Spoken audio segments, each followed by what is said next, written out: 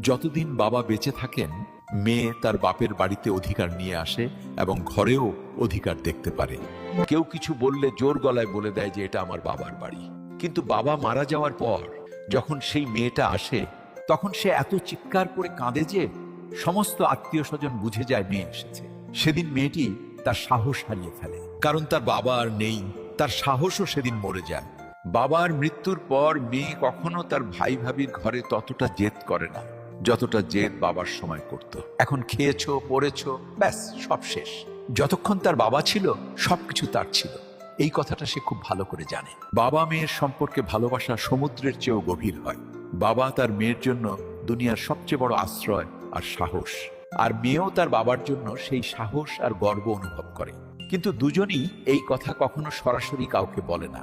মনে রাখবেন, বাবার মমতা আর মেয়ের ভালোবাসা অমূল্য। এই সম্পর্ক শব্দ দিয়ে নয়, অনুভূতি